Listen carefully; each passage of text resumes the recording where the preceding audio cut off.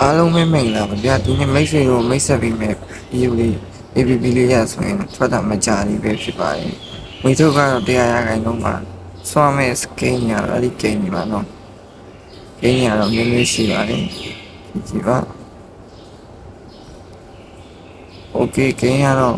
ဝေထုတ်တဲ့နေရာတစ်ချက်သွားမယ်ဗျ။ဝေထုတ်တဲ့နေရာမှာတော့ paper က7300ကနေစထုတ်လို့ရပါတယ်ဗျ။ paper ထုတ်လို့ရမယ်။ဘန်းတော့မျိုးစုံပါပါတယ်ဗျ။ 2 money လည်းရပါတယ်2 money က10ဘက်ကစားထုတ်လို့ရပါတယ်โอเค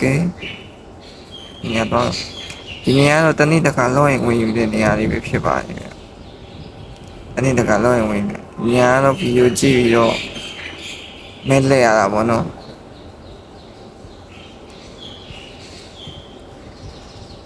နောက်တနေရာလေးဆိုရင်တော့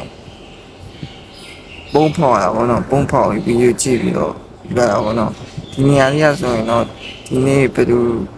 ပတ်စံရှာနိုင်ဆုံးလဲဆိုပြီးတော်တန်းရွေးတဲ့နေရာလေးပေါ့နော်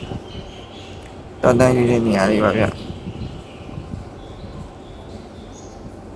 ရှားရတော့မဆိုးဗျနေရာလေးဆိုရင်တော့ပတ်စံဗီဒီယိုကြည့်ရတယ်ကြာโอเคဒီဗီဒီယိုရဲ့ကြိုင်နေတဲ့ရင်တော့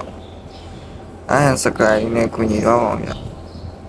โอเคကြည့်ပါဦးကင်းရတော့တကင်းကို$8လောက်ထိပေးတယ်ဗျโอเค